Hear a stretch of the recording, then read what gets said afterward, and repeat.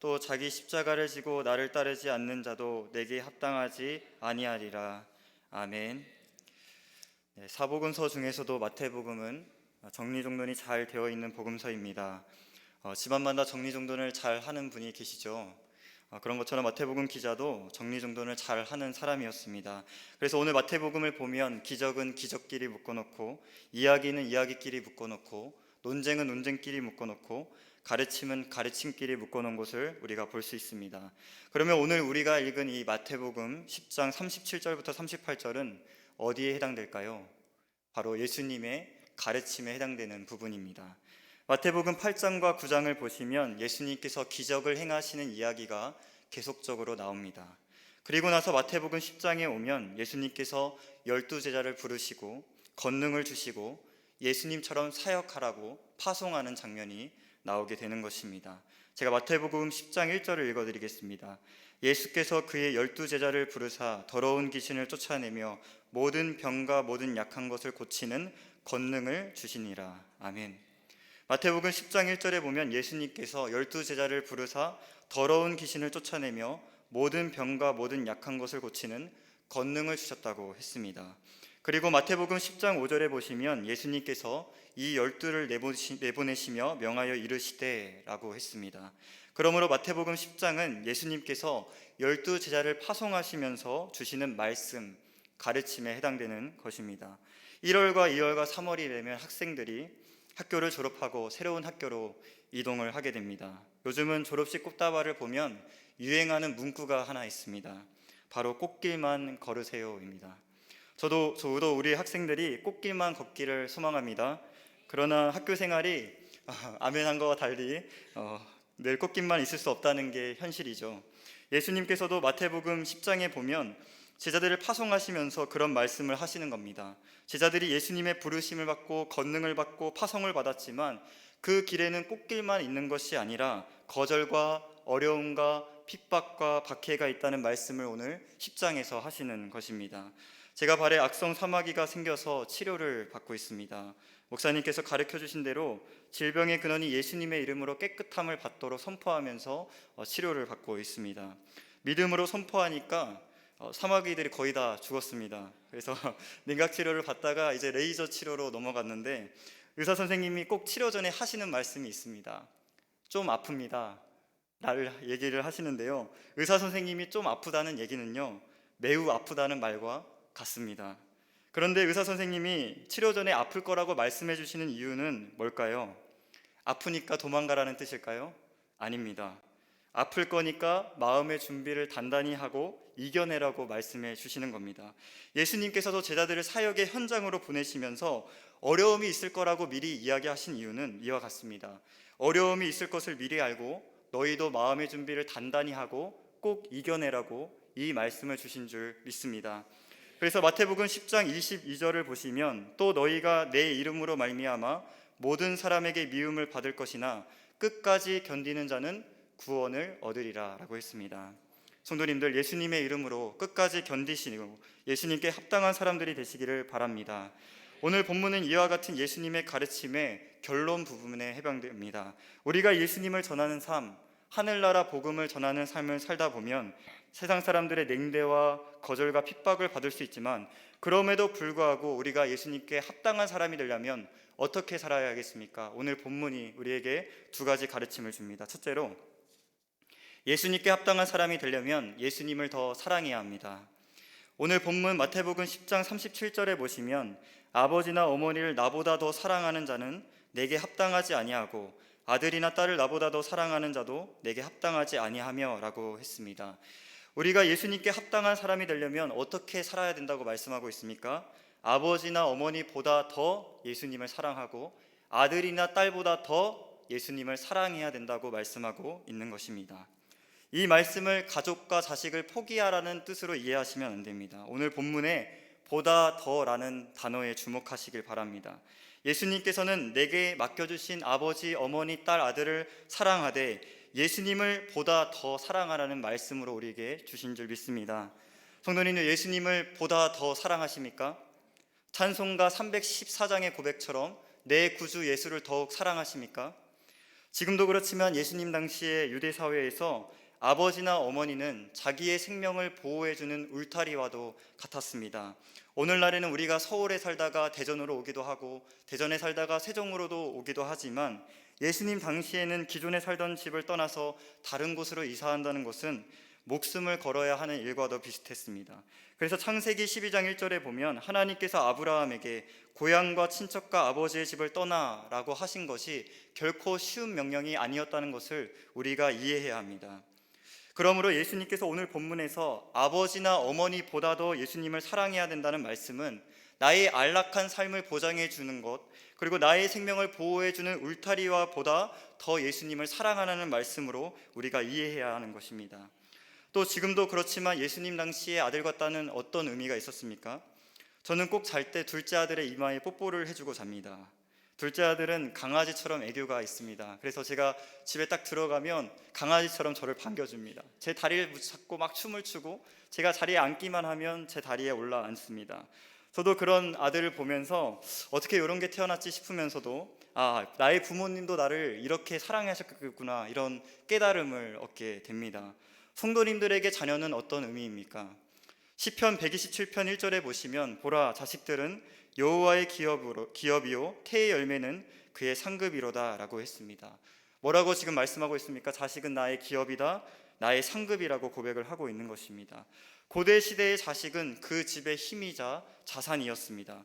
그러므로 오늘 본문의 아들과 딸보다 예수님을 더 사랑하라는 말씀은 우리의 기업보다, 우리의 자산보다 예수님을 보다 더 사랑하라는 말씀인 줄 믿습니다. 성도님들, 그렇게 예수님을 지금 사랑하고 계십니까? 성경에 보면 하나님은 이스라엘 백성들에게 사랑을 요구하셨습니다. 신명기 6장 4절부터 5절에 보시면 이스라엘아 들으라, 우리 하나님 여호와는 오직 유일한 여호와시니 너는 마음을 다하고 뜻을 다하고 힘을 다하여 너희 하나님 여호와를 사랑하라 라고 했습니다. 예수님도 마찬가지였습니다. 요한복음 21장에 보시면 베드로와 제자들이 사명을 잃고 갈릴리로 다시 돌아가게 되었습니다. 그때 부활하신 예수님이 베드로와 제자들을 찾아가십니다. 그리고 말씀하십니다. 베드로에게 요한복음 21장 15절에 보면 요한의 아들 시몬아, 내가 이 사람들보다 나를 더 사랑하느냐 라고 했습니다. 이윽고 예수님은 두 번 더 베드로에게 내가 나를 사랑하느냐 라고 물으셨던 것입니다. 오늘 예수님께서 오늘 이 자리에 계신 성도님들에게 나를 더 사랑하느냐고 물으신다면 오늘 자신 있게 대답을 할 수 있으시겠습니까? 바라기는 오늘 이 예배가 저와 성도님들이 예 주님, 내가 주님을 더 사랑합니다 라고 자신 있게 고백을 드릴 수 있는 그런 시간이 되길 소망합니다. 목원대학교 금옥실에 이강주 목사님이라는 분이 계십니다. 이강주 목사님이 수업 때 간증을 하셨는데 제가 아직도 그 간증을 생생하게 기억을 하고 있습니다. 하루는 이강주 교수님이 감동을 받으셔서 하루 종일 예수님 사랑합니다를 몇 번이나 할 수 있을까 실험을 한번 해보셨답니다. 기차에서도 학교에서도 집에서도 계속 예수님 사랑합니다 라는 말을 읊조렸던 것입니다. 그렇게 하루 종일 그렇게 하고 나니까 약 3만 번 정도를 본인이 하셨다고 이야기를 하셨습니다.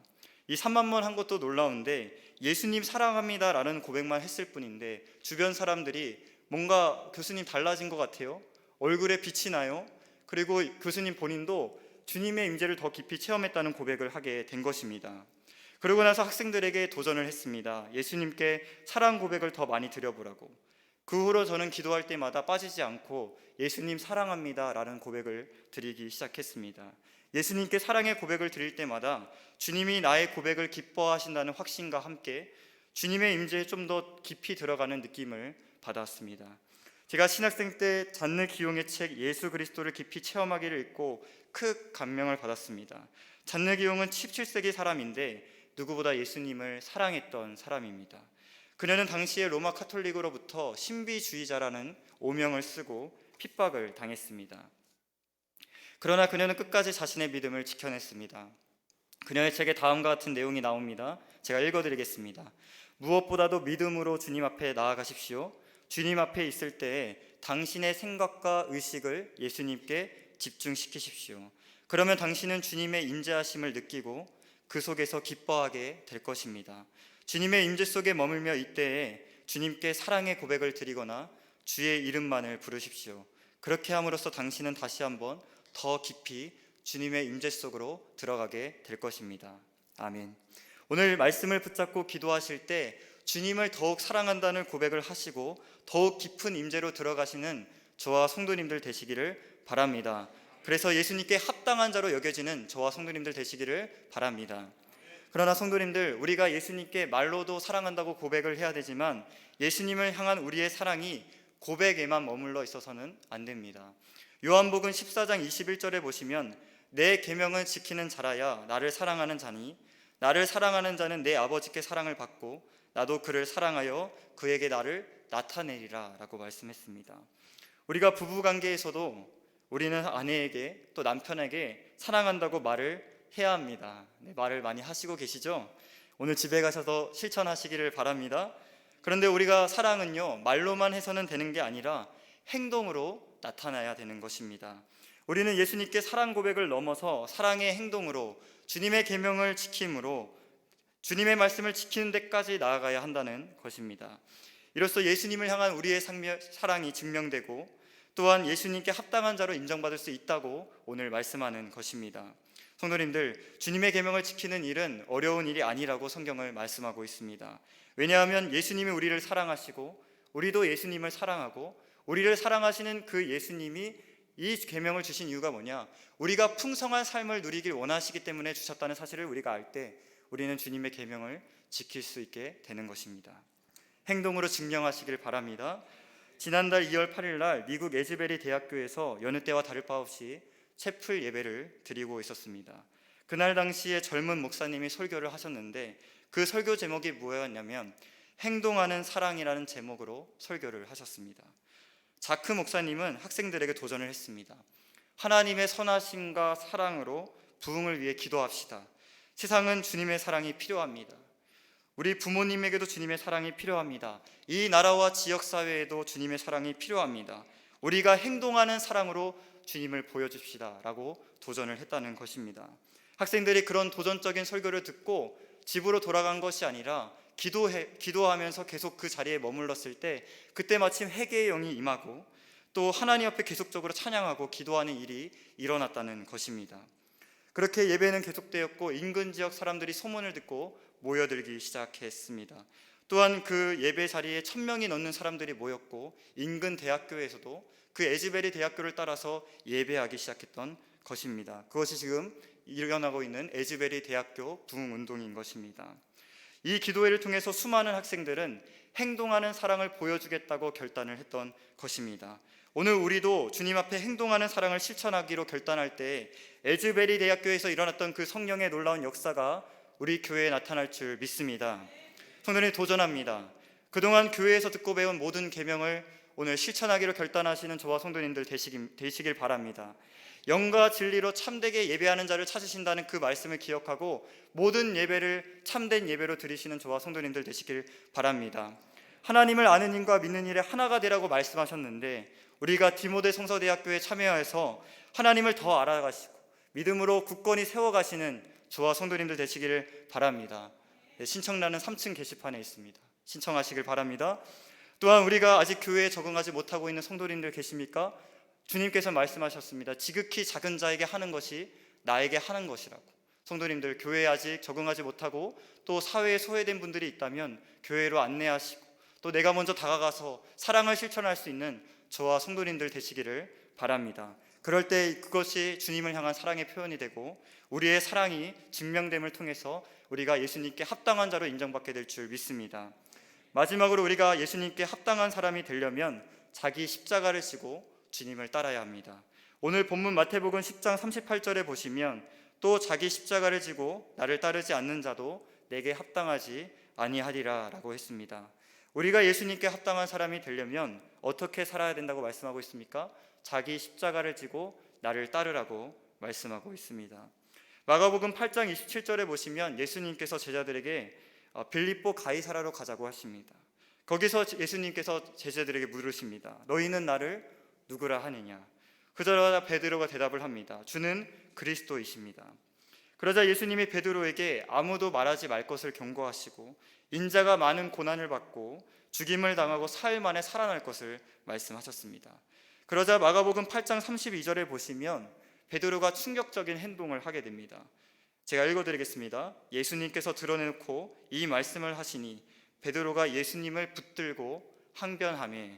아멘. 예수님이 고난당할 것을 말씀하시자 베드로가 어떤 행동을 합니까? 예수님을 붙들고 항변을 했다고 하는 것입니다. 개역개정에는 항변하매라고 번역되어 있지만 원래 성경에 쓰인 언어로 보면 예수님이 귀신을 내쫓으실 때 귀신을 꾸짖다 할 때 그 단어와 동일한 단어가 쓰인 것입니다. 그러므로 마가복음 8장 32절은 베드로가 예수님을 귀신 내쫓듯이 꾸짖었다는 말씀을 하고 있는 것입니다. 베드로는 갑자기 왜 이랬을까요? 베드로는 모든 것을 버리고 예수님을 따랐던 사람이었습니다. 베드로는 기대했습니다. 예수님이 로마의 압제로부터 이스라엘 나라를 해방시킬 것을 기대했습니다. 영광의 그리스도, 영광의 메시아를 기대했던 것입니다. 그러나 베드로의 기대와 달리 예수님은 고난받는 메시아로 이 땅에 오셨다는 말씀을 오늘 우리에게 하신 것입니다. 자신의 기대가 꺾인 베드로가 어떻게 한 겁니까? 예수님을 붙들고 항변했던 것입니다. 우리도 신앙생활을 하다 보면 베드로와 같이 예수님을 오해하고 내가 바라는 것을 예수님께 투영해서 예수님을 믿을 때가 있다는 것입니다. 혹시 이 자리에 내가 믿고 싶은 예수님, 내가 따르고 싶은 예수님, 내가 상상하고 있는 예수님을 믿고 있는 분은 계시지 않으십니까? 오늘 그 예수님께서 우리의 그런 헛된 생각과 기대를 깨트리는 말씀을 하는 것입니다. 마가복음 8장 34절에 보시면 무리와 제자를 불러 이르시되 누구든지 나를 따라오려거든 자기를 부인하고 자기 십자가를 지고 나를 따를 것이니라 라고 했습니다. 예수님을 믿고 따르는 길은 영광만 있는 것이 아니라 십자가를 지는 고난도 있다고 오늘 말씀하는 것입니다. 그래서 윌리엄 펜이라는 목사님은 노 크로스 노 크라운이라는 말씀을 하셨습니다. 십자가 없이 고난 없이 면류관이 없고 영광도 없다는 말씀을 한 것입니다. 예수님께서도 사도 요한을 통해서 고난당하던 서머나 교회 성도들에게 다음과 같이 말씀하셨습니다. 계시록 2장 10절에 너는 장차 받을 고난을 두려워하지 말라. 너희가 10일 동안 환난을 받으리라. 내가 죽도록 충성하라. 그리하면 내가 생명의 면류관을 내게 주리라. 아멘. 고난을 두려워하지 말고 자기 십자가를 지고 죽도록 충성하여 마침내 생명의 면류관 받기까지 주님 앞에 합당한 자로 인정받는 저와 성도님들 되시기를 바랍니다. 저는 과거의 믿음의 선진들의 이야기를 듣다 보면 제 자신이 부끄러워질 때가 많습니다. 믿음의 선진들의 이야기는 어떤 이야기입니까? 피의 이야기였고 헌신의 이야기였기 때문입니다.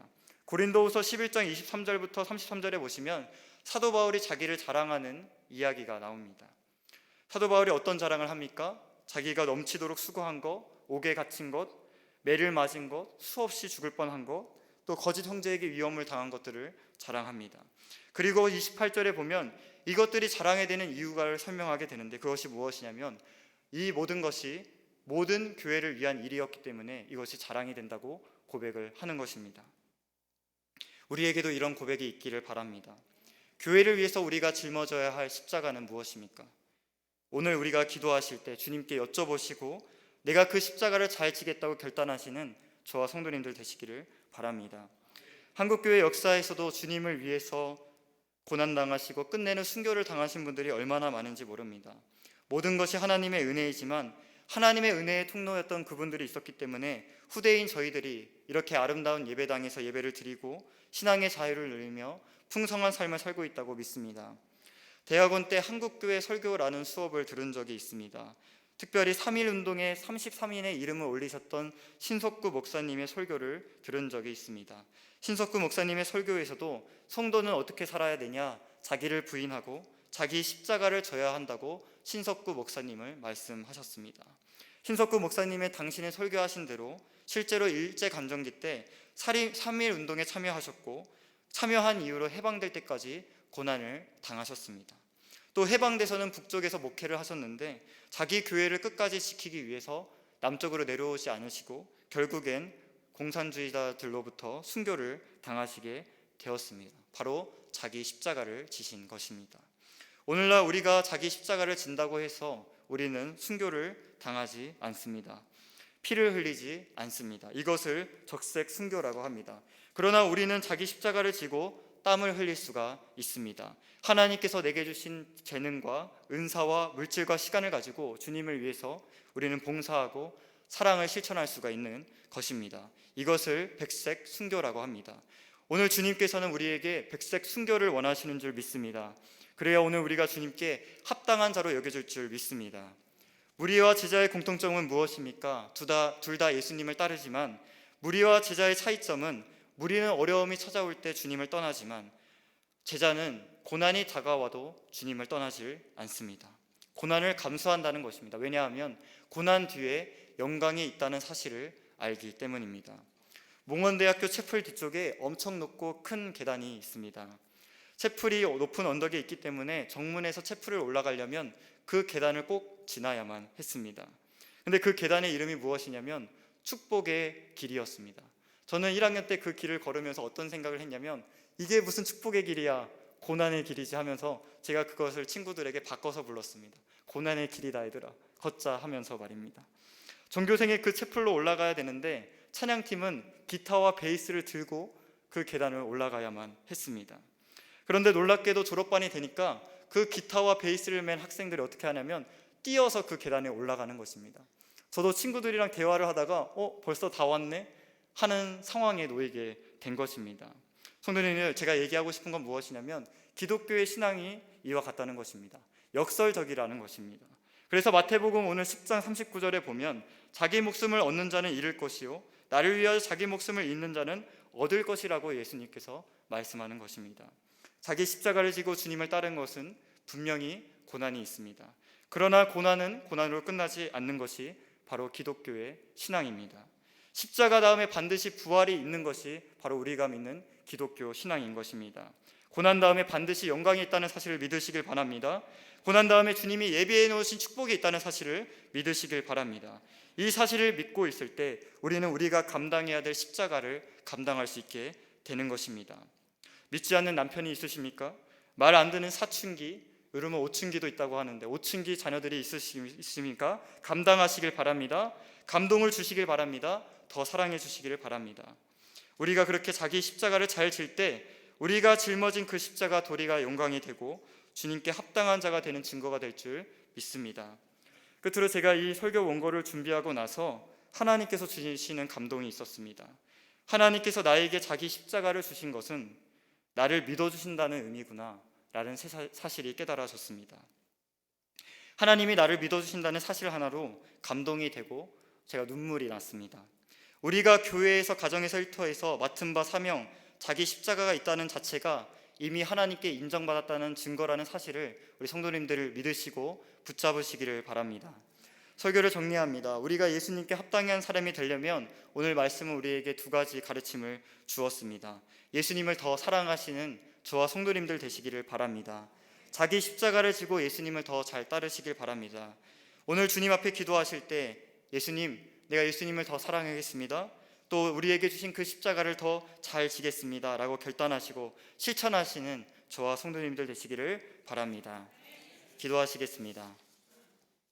하늘과 땅의 모든 권세를 지시고 지금도 온 세상을 다스리시는 주님, 오늘도 주님의 말씀대로 살기로 결단합니다. 오늘 주신 말씀처럼 우리가 예수님을 다른 무엇보다도 사랑하기를 원합니다. 예수님께 말과 행동으로 그 사랑을 표현하게 하여 주시옵소서. 또한 자기 십자가를 지고 예수님만을 따르기로 결단합니다. 고난 뒤에 반드시 축복과 영광이 있음을 알게 하시고 끝까지 주님을 따르는 저와 성도들 되게 하여 주시옵소서. 존귀하신 예수님의 이름으로 기도합니다.